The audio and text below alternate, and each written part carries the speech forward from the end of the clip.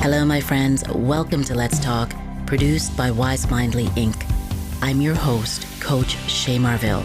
In this space, we dive into transformative conversations that hopefully inspire you to grow, heal, and have a deeper connection to yourself and to the world around you.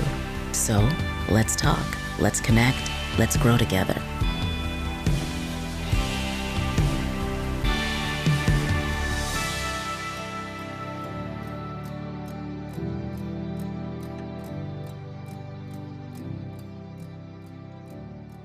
Hello, my friends. Welcome to Let's Talk. On today's episode, I have a very special and transformative coach and guest.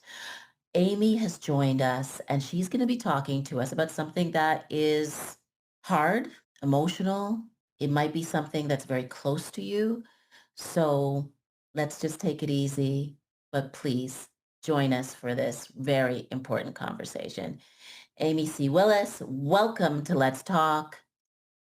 Thank you. I'm very happy to be here. Thank you for being here. We met, I guess, about 6 weeks ago at a book launch and got to talking. And I was just really fascinated by the work that you do as a coach. And I would love for you to share and tell us about what you do and then let's just get into it. Absolutely.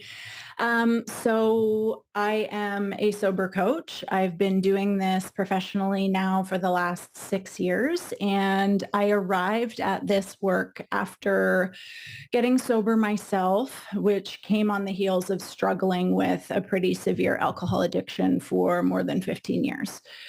So I grew up in a home where my dad also struggled with alcohol. And so it was very normalized to see, regular heavy alcohol consumption, as well as not really dealing with or coping with difficult situations, stressors, challenging moments. And so my dad actually passed away as a result of his relationship with alcohol, which, Oh, no. Sorry. yeah, thank you. Which ended up, you know, um, being a gift because it was the seed that really got me to start to look at my relationship with alcohol very differently. And it was, the experience and the event that functioned as a catalyst for me to get sober. And I've been sober. So next month it'll be 9 years, which is very exciting. And so I've been coaching for the last 6 years, and I work predominantly with women and folks within the LGBTQ plus community. And I felt inspired to become a coach because when I was getting sober, there were not a lot of options available that specifically spoke to the lived experiences and needs of women and the queer community. And I really wanted to create something that would be beneficial in that area. My goodness, the courage it takes to even share your own story and then to take it to the next level of creating stepping stones, blocks for other people to start down their own journey. Did you ever talk to your dad about his drinking? That's a great question, and one that I've never been asked in this kind of format. It was something I tried to approach with him, Mm. and that was unsuccessful. And Unsuccessful because he wasn't aware or because he wasn't willing to engage in a conversation about it, mm, which is actually, I think, very relevant to the topic that we're going to talk about today, mhm. which, knowing what I know now about addiction and having struggled with addiction personally, I would put money on the fact that the reason that he wasn't able to talk about it and be open about it was that he was probably deeply ashamed. Yes. Well, shame.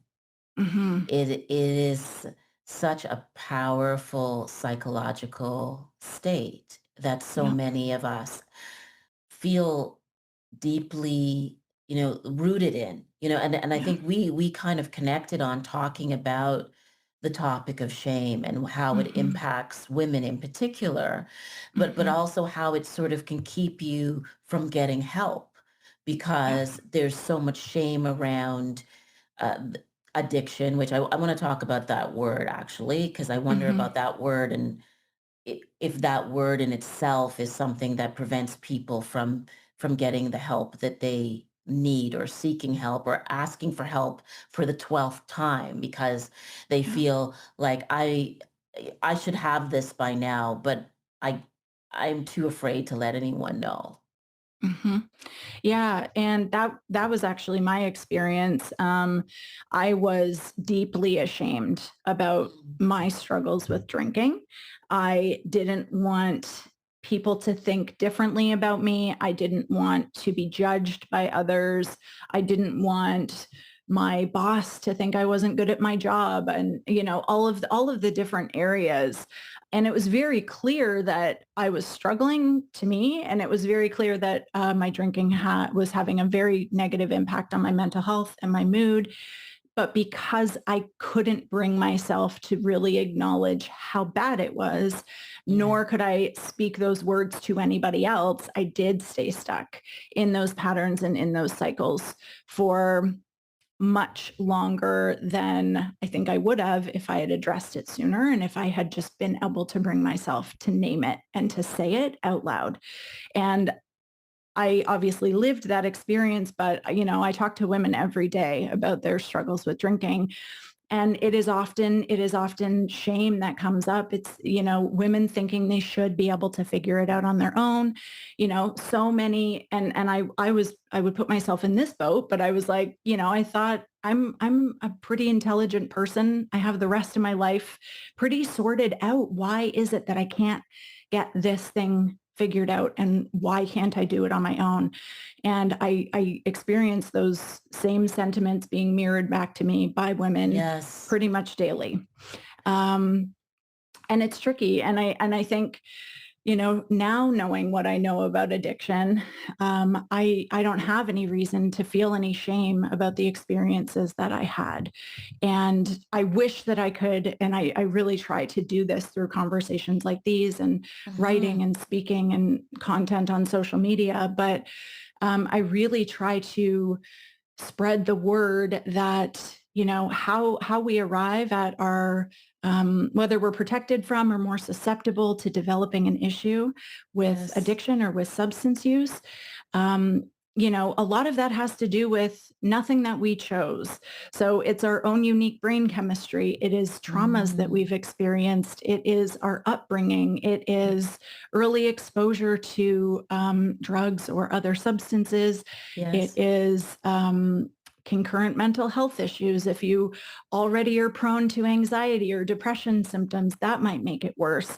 And none of those things are really things that we choose. It's just kind of, the hand that we've been dealt, and we don't really know it's going to be an issue until we get there.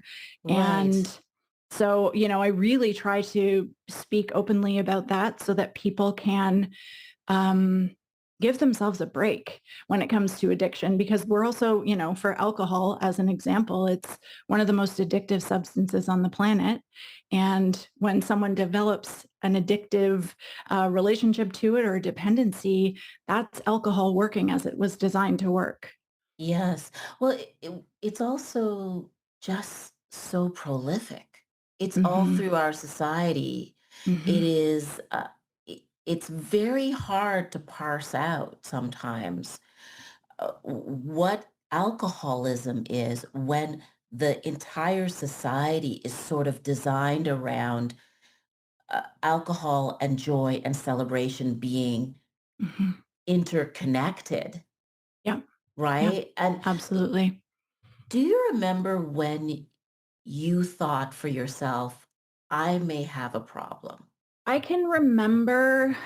And this is one of those things, and I'm just going to name it so that Tell I, me. I don't feel ashamed about it. But this is also one of those things where I look back and think, I probably should have gotten there sooner, because there were many moments along the way that kind of stand out as, my drinking being significantly different than other people around me. But I remember I was out for dinner with a group of friends, and I think there were maybe 4 or 5 of us. And everybody else in the group split a bottle of wine, and I had two to myself at that dinner. And Mm. in that moment, I was like, this is different.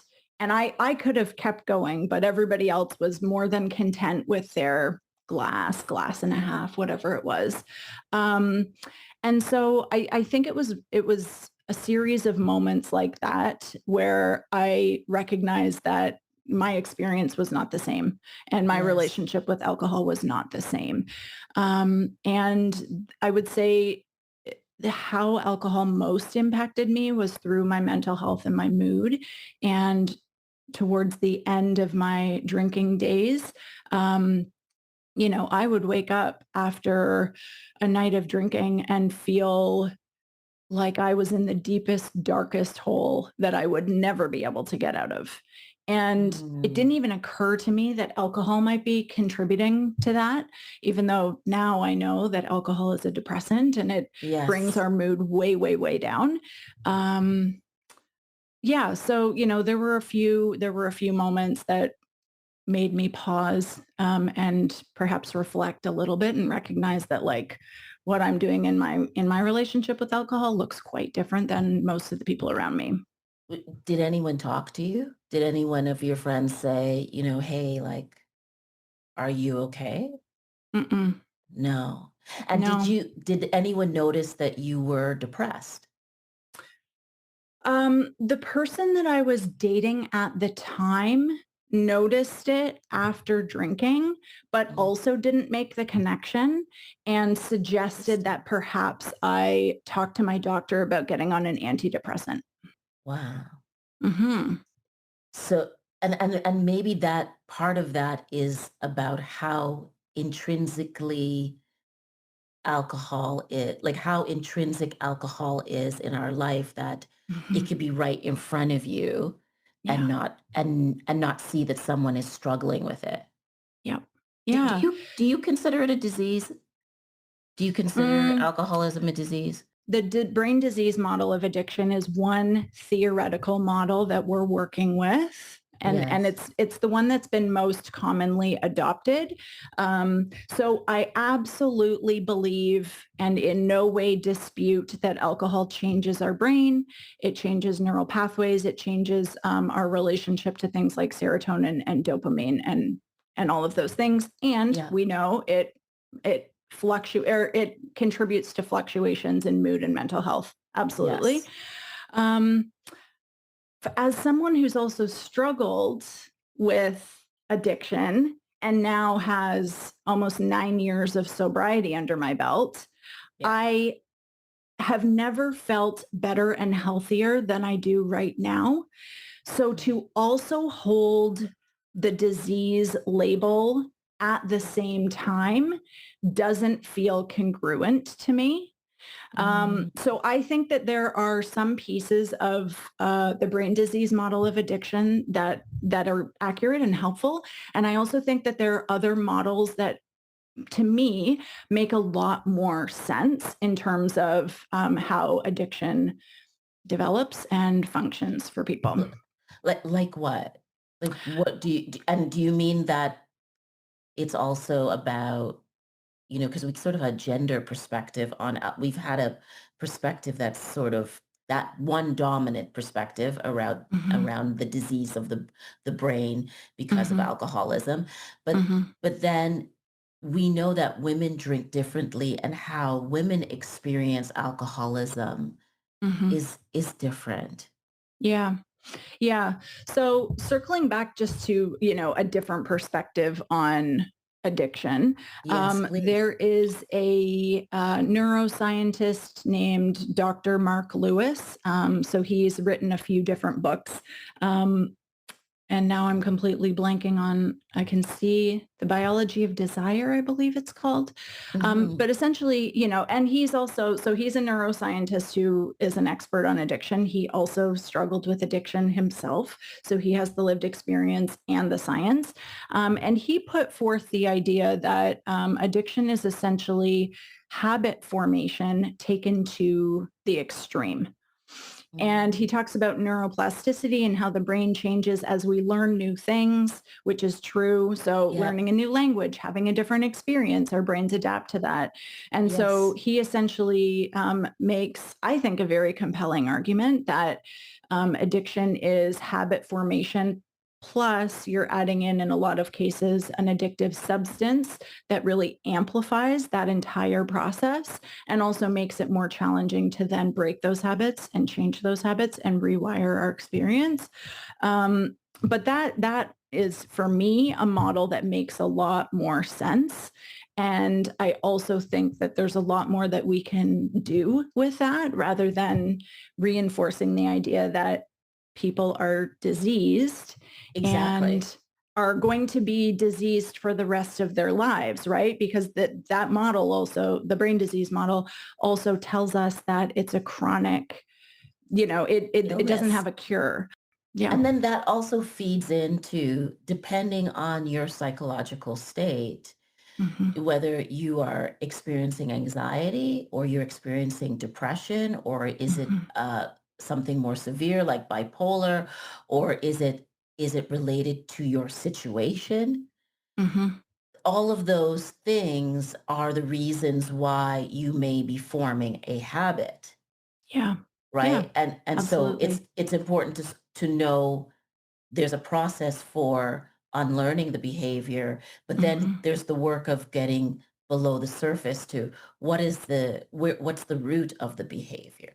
Yeah, absolutely. And so I think um, taking a biopsychosocial approach to understanding what's happening for people is really important. And all of those pieces do carry their own weight when it comes to whether or not someone is going to develop an issue with a Mhm. substance or another, another addiction.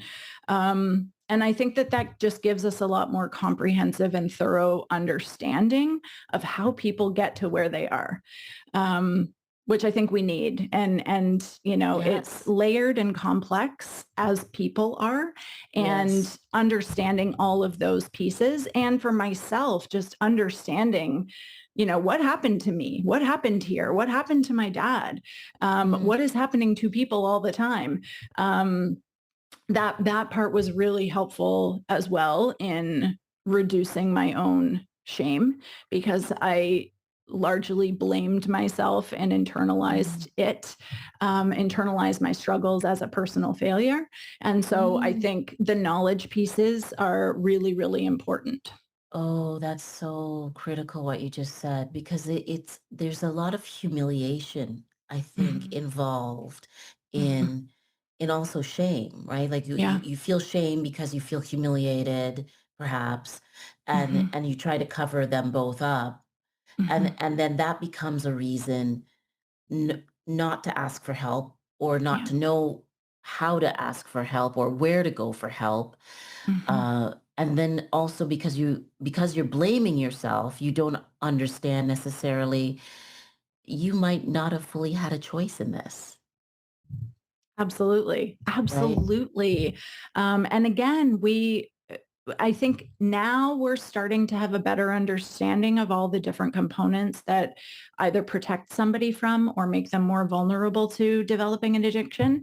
But, that was not in the conversation when I was growing up. So by the time I introduced alcohol into my life, I Mm, was already pretty vulnerable to it, largely through things that I didn't choose for myself. are there things that you changed about yourself beyond the changing the pattern and the habit, uh, when you start to recognize your vulnerability around drinking? Yeah, I mean, I changed a lot of things. So I changed, I did everything I could. So I have a background as a researcher. So I love reading. I love knowledge. I love just understanding. So I educated myself. That was a really big piece for me. And Mhm. what that then did was change how I think about and conceptualize things, and also changed my own understanding of myself in the equation. I definitely changed the habit when it came to drinking, but also the Mm. habits around drinking. One of the things that I also really shifted was how I socialize, where I socialize, the types of things that I was doing. I mostly was doing things that centered around alcohol, and if alcohol wasn't involved, I didn't want to do it. And so now I'm at a place where I have a much clearer understanding of like what I actually enjoy doing, who I actually enjoy spending time with. Yes. And it really, with alcohol out of the way, it really opened the doors up to doing all kinds of things. Like I didn't used to go hiking that often because hiking is not a drinking activity, Yeah. nor is it something that you're really wanting to do when you're hungover. And so most of my time was either drinking or hungover. And so I wasn't doing a lot of the things that now actually bring me so much joy and fulfillment. Did you have to hide being hungover a lot? Like, was that you had Yes. to pretend about it? Yeah. Yes. Yeah. I mean, the number of times, going to work hungover, Mm. yeah, and having to conceal it. I mean, I don't think I don't think I Good. did it very well, but I did try to conceal it because I didn't want people to know. Do you think the reasons women drink are different than, I mean, that's a huge question, but like, do you see different patterns? Like, because you've chosen to really focus on women. Do you see Mhm. different patterns for why women are drinking? Yeah, absolutely. So, again, based on these conversations, but also based on what the research tells us, women are way more likely to turn to alcohol to, and I don't want to say manage because it doesn't manage it, but it does create temporary relief, but to Yeah. drink in response to stress and stressors. Mhm. Um, Women also, in my experience, tend to drink alone more than socially. Yes. And typically that's also an indicator of like a more problematic relationship with alcohol. Mm. The vast majority of my clients are also mothers, and a lot of them also drink in response to, the The demands of stress. motherhood. Yeah. The um, management of it. often often unequal or inequitable distribution of childcare, household tasks within the home. And so, generally speaking, women are juggling a lot. And Yes. instead of actually addressing the unreasonable and untenable expectations placed on women who are mothers and what the vision of motherhood is, Yeah. women are sold that motherhood is hard and drinking is the best way to get through it. Yeah. And that is the entire premise of mommy wine culture. And it's very problematic because it targets women in very strategic and manipulative ways and positions alcohol as the solution to life's challenges. Well, and it's also like I think there's a lot of shame around not enjoying being a mother or not Yeah. being good at it or feeling like you're you're not quite doing it the way you should do it. So, I Yeah. mean, that's what I hear and have heard from a lot of women. And of Hmm. course, I am a mom and my kids are big now, but I think there is a lot of pressure to be a perfect mom Yeah. and uh, it's really in the imperfection of parenting and creating a family. I think that that your kids get to see you as a whole human being and that they Yeah. see, and that vulnerability is a part of it. Like this idea that kids and a family are a job. Like this is my other job. It's not. It's life, right? Mhm. And you Mhm. and I think I think right now also. I mean, I just think I'm veering off now, but I do that. Um, I do think a lot of parents think there's a lot of moms think they've been trained to think there's some perfect way of managing Mhm. children. Mhm. And in doing so, the kids sometimes they miss you as as a person, as a Yeah. whole person. Mhm. You Mhm. know, and Yeah. I think our kids need to be able to see that we're complex human beings and that we're not perfect. Yeah. Yeah. Agreed. And, struggle, challenges, stress, like it's all part of the human experience. And Yes.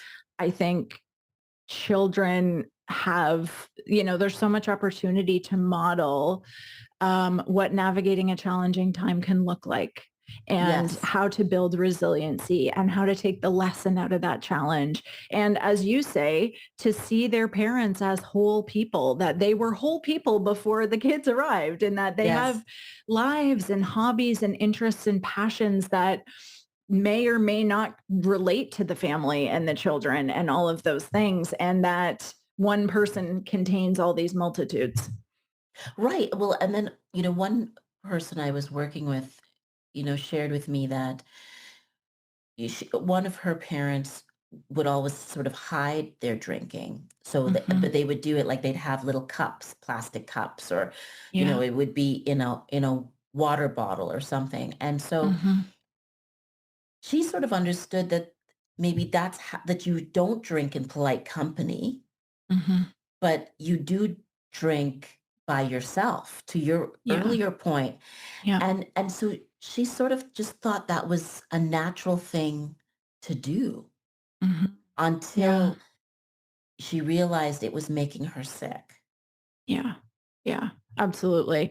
I mean, the whole idea of like mommy's sippy cup Right. is what you're talking about, which is, the normalizing of doing it, but still the hiding of it a little bit, even though everybody kind of knows what's going on and it's being encouraged and sold Yes. to us, not only as a solution to navigate motherhood, but also as normal and harmless, which it couldn't be further from the truth on either of those fronts.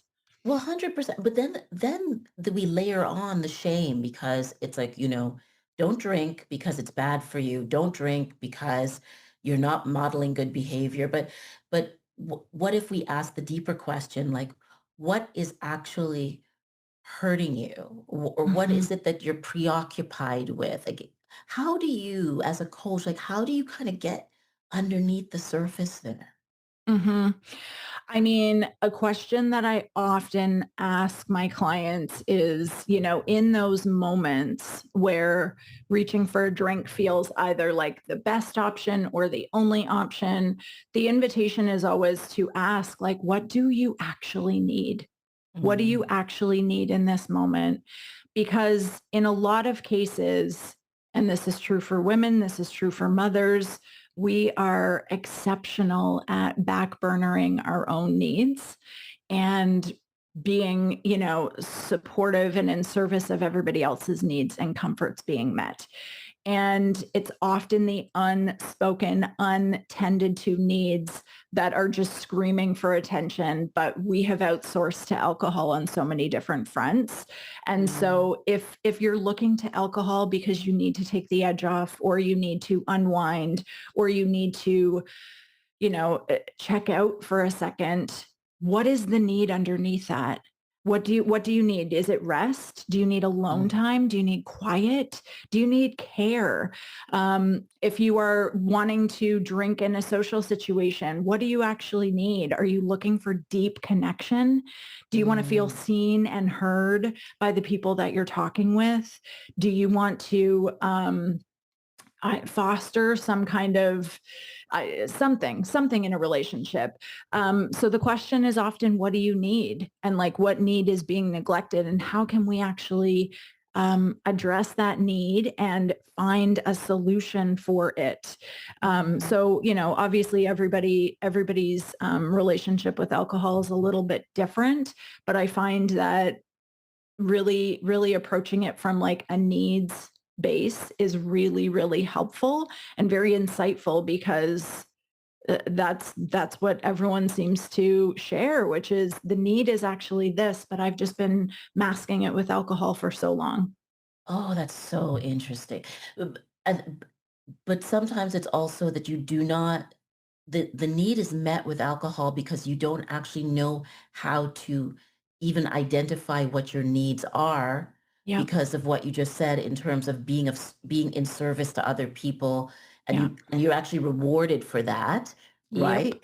And Hmm. then so the alcohol covers up or suppresses your innate desire to also be cared for or nourished, or and if you didn't get that when you were a child even, Hmm. Yeah. you keep learning to cover it, cover it, cover it, and then Yeah. the alcohol just becomes a temporary band-aid Yeah. to Yeah. solving that feeling.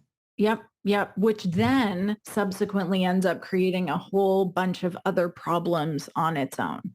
Right. Yes. And so, I often say that I mean, it's interesting because I was talking with actually, she was my first sober client. So she's been sober now for more than 6 years. And one of the things she said was, we hardly talked about alcohol in our time together.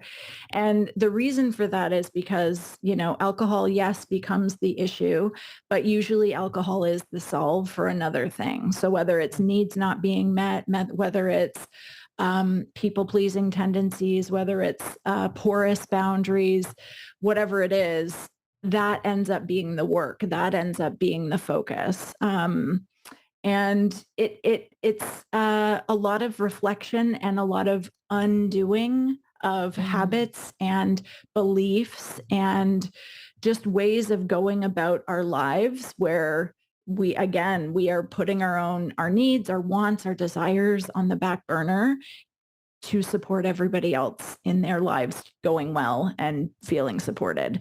Um, yeah. How is it different how you coach? How is it different from a 12-step type of program? How much time do we have? Well, Okay, the quiz notes or the top so 3. okay, I'll try to do it in a nutshell. So I would say the approach that I take to coaching and really healing and making like healing your relationship with yourself, but making alcohol irrelevant. I take a very, very holistic approach. So it isn't just Mm, about understanding the problem that alcohol has become, but why we were looking to it in the first place and really getting yes, to the root of that. So really understanding what those needs are, where we haven't been paying attention to attention. ourselves and to our lives and to our needs. Um, Really, my work is largely habits based. So we do a lot around habits. We do a lot around building resiliency and confidence. We do a lot around mindset, beliefs, internal dialogue. So all the things that we Mhm, believe to be true about ourselves, about our capacity, about alcohol and how it functions in our world. mhm. Um, I'm in addition to being a dual certified coach, I'm also a yoga teacher, meditation teacher, and an EFT practitioner. So I bring those Actually never tools. we actually did not talk about that when we met, and Oh, so okay. we're both the same. Yeah, yeah. Oh my So god. so I So bring funny. those modalities in as well. I do a lot around nervous system care. I do a Ugh, lot around, yeah, around self-sabotage, people pleasing, boundaries, like all of mm, these things. Um, and so I, really want to get my clients to a place where they can navigate anything that comes their way without feeling like alcohol is the solution or the answer. And then how that differentiates or, how that's different from a 12-step program. Um, and I hope I don't get in trouble on this. I posted something on TikTok recently and it ruffled a lot of feathers. So I will Really? say options are great. And Yes. and I will always, always advocate that people explore as many options as they want and need. And whatever your path to sobriety is awesome. And I'm always gonna So, cheer people yeah. on when they find their way. Um, so yeah, like a 12-step model is great in terms of community and connection. I think finding other people who have a shared experience or common ground is really, really valuable. Mhm. And I think that is one piece of a much larger puzzle, or a much, larger mosaic, if you will. Yes. Um, and, what I've found, and I went to AA and I also went to Al-Anon because I thought Mhm. AA was the only thing that there was at the time. Um, but what it doesn't do is provide you with the skills and the tools and the strategies and a roadmap, to get to where you want to go. And Mm. the program itself was created by two white middle to upper class men Mhm. 90 years ago. So it was created in 1935. It Mm. hasn't been updated since, so it doesn't really reflect the diversity of the people who show up in the meetings. It was never intended for women to begin with. Women weren't Mm. even permitted in meetings to begin with. Oh, Um, yeah, yeah. really? I didn't know that. Yeah, Wow. and the program itself isn't rooted in evidence-based tools Hmm. or research. And for me, like when I go after something or I want to create a change, I want to know that what I'm doing is going to be effective and it's going to be Yes. helpful. And so again, like the peer support is really important, but as a recovery program, I would say that it's missing a lot of the other crucial things that I believe are necessary to create long-term lasting change. And maybe it's also that, it's a spectrum in Mhm, terms of, we have a lot of different ways of learning. We're all different kinds of learners.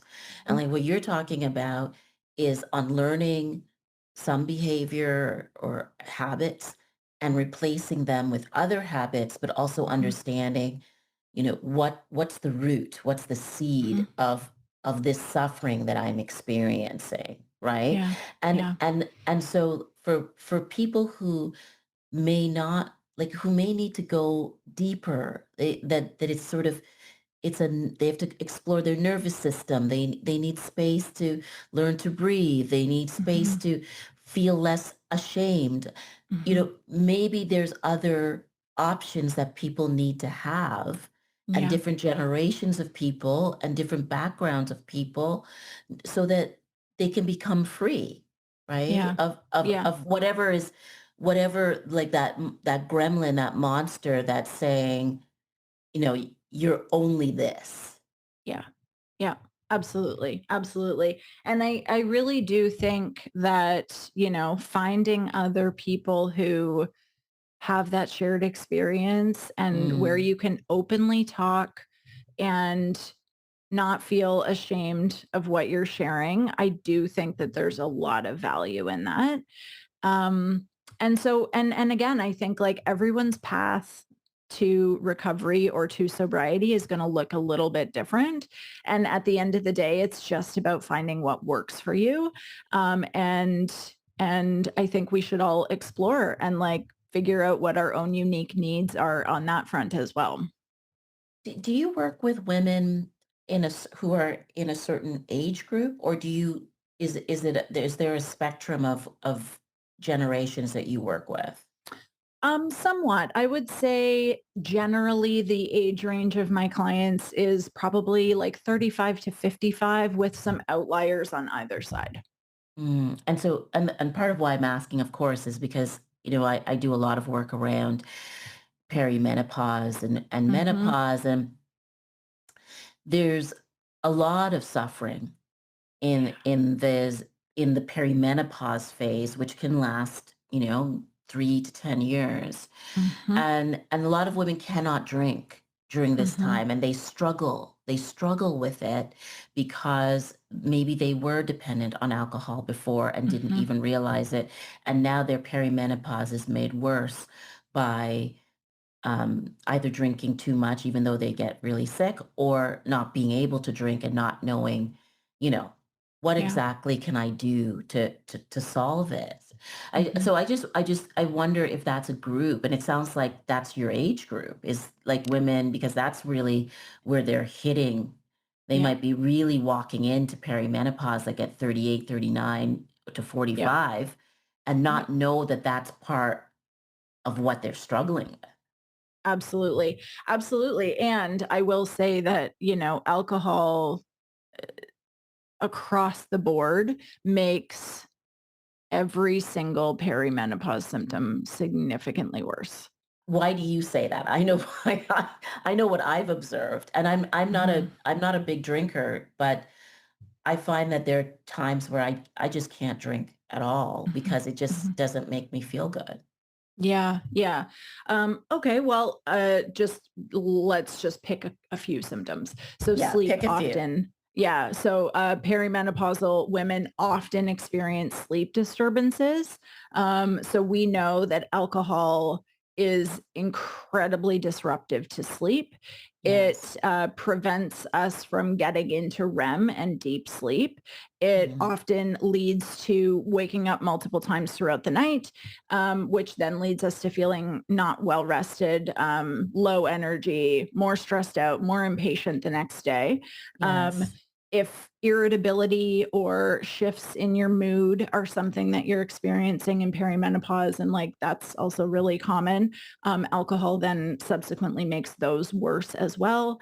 We know that alcohol negatively impacts anxiety symptoms as well as Mm, depression symptoms. And for a yes. lot of women, those symptoms are exacerbated in perimenopause. So you can expect that alcohol, if you're experiencing those symptoms in perimenopause, if you were experiencing those symptoms prior to perimenopause, alcohol is going to make those symptoms a lot worse.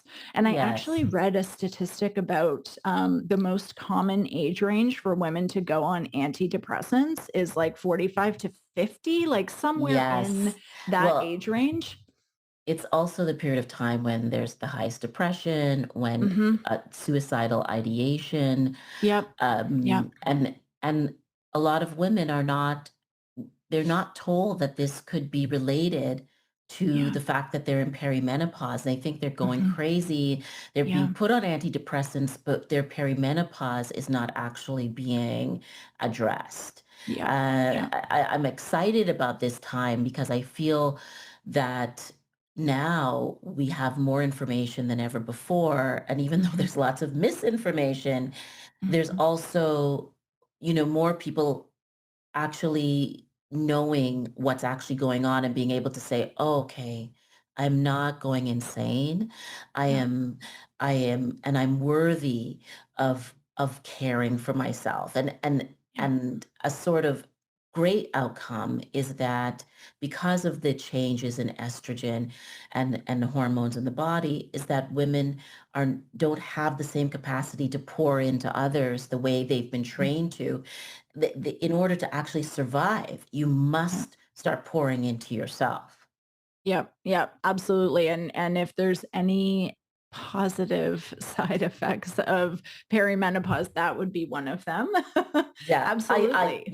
I think I actually think perimenopause is an incredible revolution, but because we live in a society that is not actually trained to care for female bodies, uh, Mhm. I think there's a rebellion that happens for many Mhm. women, and it's physical, it's mental, it's in terms of their identity, it's everything, and these are all the pressure points that sort of push you towards needing to pacify yourself with drinking. Yeah. Yeah, absolutely. And I'm here for women's rebellion pretty much Yes. everywhere, because it is something that should make us all mad. The fact that, this, perimenopause, menopause, like post-menopause, that's a significant chunk of women's lives. 2/3. Yet we don't get the care we need. We're going through Yeah. significant changes. Estrogen depletion impacts pretty much every system. So, which makes sense that we then have so many side effects, and we're impacted cognitively, we're impacted energetically, we're impacted Yes. temperature wise, we're impacted, across the board. And so, I mean, I also get quite mad about how women are targeted when it comes to alcohol, but I think the rage can be really helpful to like fuel change and to fuel conversations like these, because we do need care. We matter. Our bodies are not just small men's bodies. Like there's actually a lot going on that's quite different, and we need to be Absolutely. having these conversations and like advocating for change in a bunch of different areas. How would you recommend to someone, to a woman who needs help? And you'll see all the support systems will say, talk to your family doctor, right? And sometimes you talk to your family doctor, or you don't know how to talk to your family doctor about it, or they only have 8 minutes, and so you've got to talk to them Yeah. about the most immediate physical thing. But Mhm. do you have any suggestions about how you should talk to a practitioner about getting help, and or how do Mhm. you build a team around yourself to get support? Mhm. When it comes to alcohol or just Yeah, broadly? to Yeah. alcoholism. To Yeah. alcoholism. Yeah. Um, well, much like most of the doctors that we come in contact with do not have a lot of menopause training. A Mm, lot of them also do not have a lot of training when it comes to substance use issues as well. And so I personally have had a lot of conversations with women who said, I went to my doctor for help and I was told that it wasn't that bad. wow. And it takes, and I can speak from experience, it takes so much courage to name it for yourself, but then to go the next step and actually speak to somebody and say, I think that there's a problem here and I need a hand. I need help with this, to be told, actually, no, your experience is not valid or it's not what you feel it is. Yeah. Um, so I would Mm, actually suggest, and I'm not saying don't talk to your doctor. I do think that looping them in is a really great idea. But I would also suggest looking for a community of other women who have the same shared lived experiences that you do, mhm. to at the very least feel validated in those experiences, which might then also help boost your confidence a little bit and maybe equip you more to advocate for yourself when you are sitting in front of your GP or whoever it is. Um, so I would say like finding a community. I would also say confiding in people in your life who you feel safe and comfortable with, and letting them know that, this thing is not working for me. I'm trying to create change with it. I'd like a different experience. I don't know how to get there. I think starting with like the people in your life, building like a safe community around you. And then I Yes. think the next step, yes, you might want to talk to your doctor, and it really kind of depends. In most cases, your doctor's probably going to recommend that you go to a 12-step meeting, which Right. may or may not be a fit for you, depending on who you are and your lived experience and your needs. And also, and this is another piece that it was circling back to the different theoretical models of addiction. For most people, like drinking is not treated medically, right? Which is That's right. interesting under the frame of like, this is a disease, right? Yes, yes. This is Right? why I asked the question. Yeah. Yes.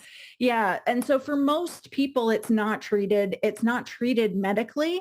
There are going to be some folks who are severely dependent who might need the assistance of like a medical detox, in Mm, which case you would be, in a facility under supervision, watching, with oversight for right. probably 5 days or so.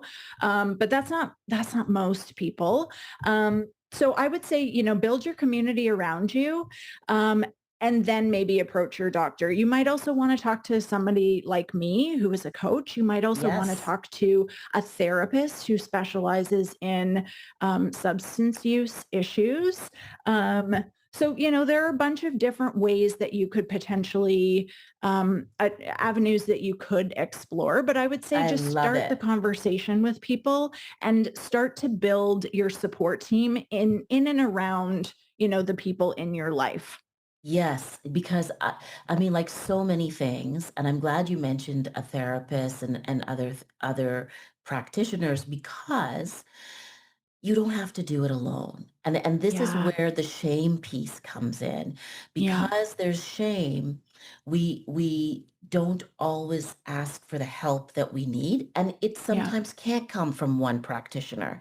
Yeah. And I know, you go to the doctor and some doctors are trained in a certain kind of care. But I think Mhm. we do have to learn to advocate for ourselves and be able to be okay with the doctor saying, what they might say, but be able to let them know I'm Yeah. struggling with alcoholism. So they know that. And then Yeah. start and then we're building blocks around Yeah. what else Yeah. do we need? Do we need a yoga teacher? Do we need a meditation teacher? Do Mhm. we need a substance abuse advocate? What do like really like it's almost Mhm. it's not the most joyful invitation, Mhm. but I think it's an invitation to really love yourself when we suffer in these different ways. Absolutely. Absolutely. And Um, I'm so glad that you said the piece about not having to do it alone. Mm. Not only do you not have to, but the experience is going to be a lot better when you loop in people who love you and care for you and are cheering you on. Mhm. And that's also like a shame reduction technique, right? So like Yes. naming it, labeling it. Um, and also what you'll probably learn in starting to share is how not alone you are in those experiences, which is really helpful. I truly believe that I was the only one struggling the way I was until I started talking about it and reading other people's stories, specifically other women's stories. Yes. Um, and, and I also come across this a lot with the women that I talk to, but they say like, I should be able to figure this out. And I just want to counter that. Yes, you probably could absolutely figure this out, right? Mhm. Absolutely. I do believe that like we have what we need to like figure out a path forward. Mm. And um, I think the benefit of asking for help is that you then don't have to trial and error That's in right. everything in on your path. You don't have to use your own life as a guinea pig for what might be successful. And working with someone who like me, for example, who has the lived experience but also has the tools, Yep. it's like a roadmap and a best friend Yes. who's going to walk beside you and say let's go this way because I know this way is really really beneficial. um Yes. like I personally spent 18 months trial and erroring it, and it was Mm. brutal. It was Mhm. very difficult because I wasn't asking for help. I didn't know who to talk to. I didn't even know how to talk about what my experience was. I still believed I could figure it out. And every single time I was trying something new and I had a slip, it just knocked me down a peg or several.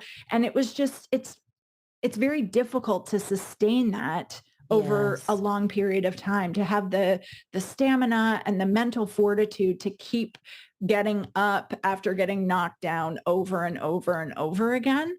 Um, Yes. and it just asking for help just really like expedites that whole thing. It takes all the guesswork out of it. So you Yeah. no longer have to be like, well, maybe I'll just try this thing and see what happens, or maybe I'll try this thing and see what happens. Um, yeah. And And you're not less because you ask for help. no, it is so strong and so Yeah. brave to ask for help. And we do it in all other areas of our lives. So why not Mm, here? You know? exactly. And I recognize that it's not a perfect comparison, but I recently got an oil change. Mhm. And I was thinking like, when something's wrong with my car, I take it to the mechanic. If I have Yeah. a medical issue, I talk to my doctor. If I have a legal question, I talk to a lawyer. Like, could I Google all these things myself and maybe arrive at the same answer? Maybe I could. Mm, There'd probably be some mistakes along the way. But I'm happy to like ask for help in those areas. I don't expect that I need to figure out everything in every area of my life forever.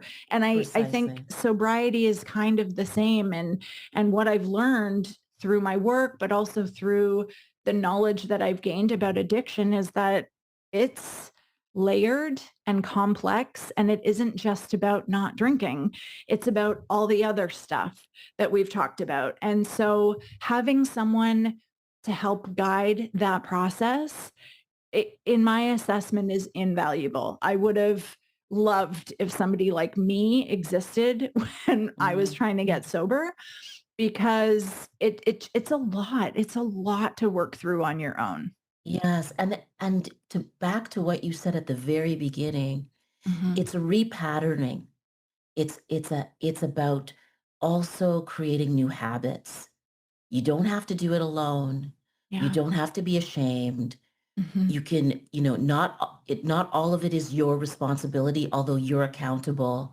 Mhm. And you can build new habits because of neuroplasticity and Yep. because of your own soul's desire or need to be here Yeah. in this time, in this universe. There's Yeah. so much for you to do, and you don't have to be pulled down by the things that have already broken your heart, Mhm. you know? Yeah. Yeah. So Absolutely. I was really excited when I met you because number one, I love the term. I hadn't heard it actually, sober coach. Mhm. And that, yes, you've got your lived experience, but then you spent, time studying and doing research and understanding how to train others in like how to move forward in their Yeah. life with love and non-judgment. Mhm.